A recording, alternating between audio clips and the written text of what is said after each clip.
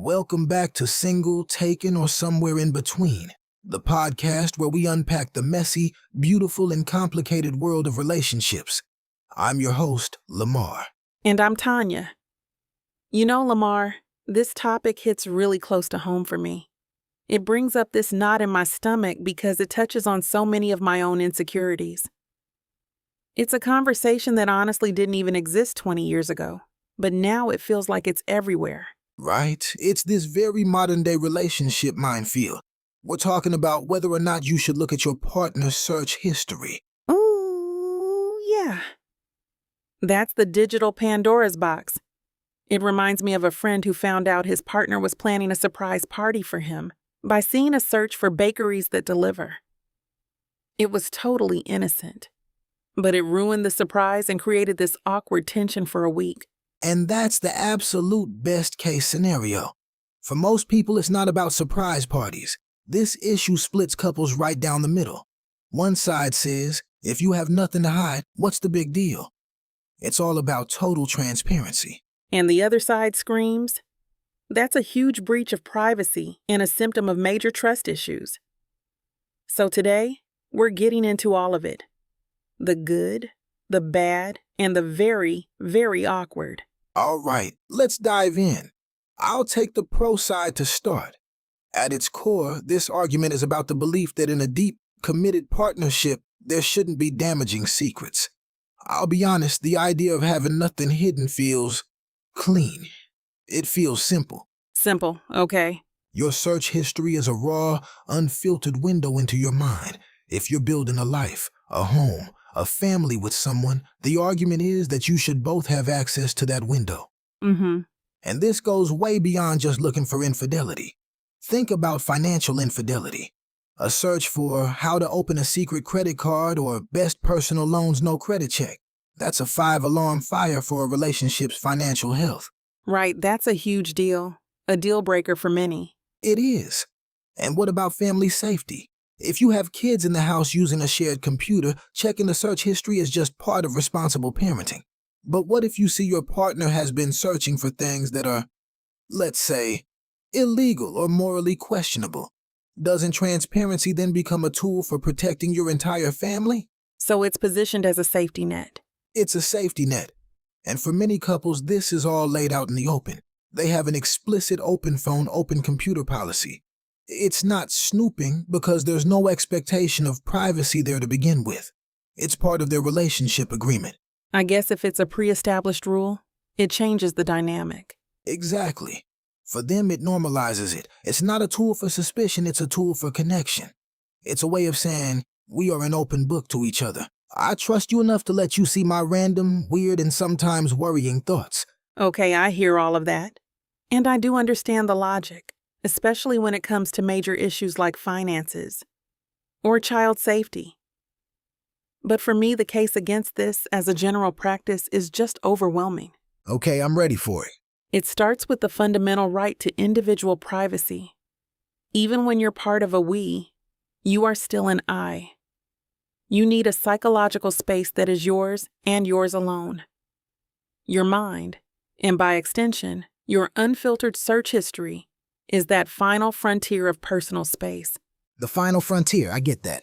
And constantly feeling like you're being monitored, or could be monitored, can have a chilling effect. You start to self-censor. You might avoid looking up something for a friend or researching a sensitive health topic because you're worried about how it will be perceived. You're walking on eggshells in your own mind. Wow, walking on eggshells in your own mind.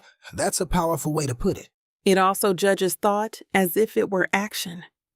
You could have a fleeting, angry thought and search how to get revenge on my boss. It doesn't mean you're going to slash their tires. It's a passing thought you're processing, but your partner finds that. How do you even begin to explain it? That would be a very, very tough conversation. It's a nightmare. The potential for misinterpretation is infinite. You mentioned the ex's name search. What about a search for divorce lawyers in my area? Your partner's heart would drop to the floor. Oh, for sure. Instant panic. But maybe you were helping a coworker who was going through a nasty divorce. Maybe you were watching a movie and wanted to see if the legal details were accurate. You are getting a single piece of data with zero context, and our brains are wired to fill that void with our worst fears. It creates catastrophic conflicts out of nothing.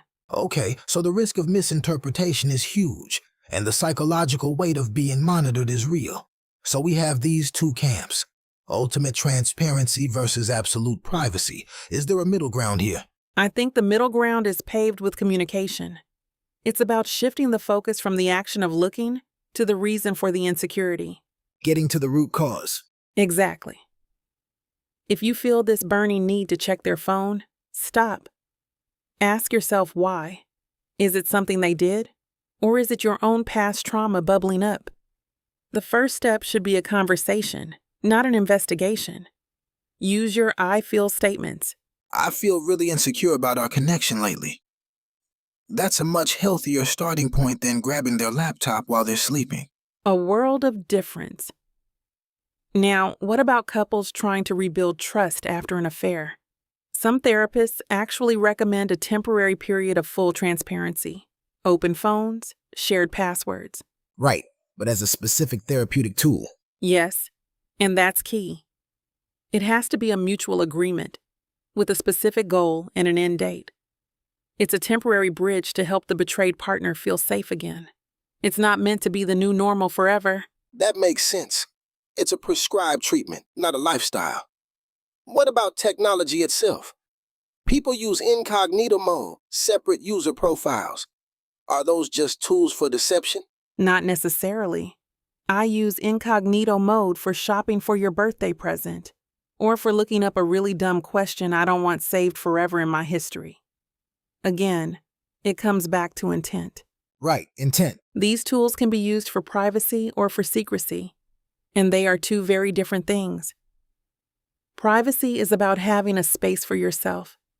Secrecy is about intentionally hiding something you know would hurt your partner. Healthy relationships need privacy. They can't survive with secrets. So it all comes back to intent and communication. There really is no one-size-fits-all answer for every couple. And that brings up an interesting point. How do you differentiate between a gut feeling that something is wrong and paranoia? We actually got an email from a listener about this. Let's call her Confused in Chicago. Tanya, you have it there? Not at all. A rule that feels like a loving sign of transparency to one couple could feel like a suffocating prison to another. So to recap, the argument for open access centers on safety, financial and familial, and on building trust through total openness, especially when it's a mutually agreed upon policy. And the argument against it champions the fundamental right to individual privacy, warns against the massive potential for misinterpreting context-free data, and suggests that the need to snoop is the real red flag. And the middle ground, if there is one, is rooted in open, honest communication about insecurities before you ever resort to checking. The goal is always connection, not control. That's it exactly. So our final takeaway is this.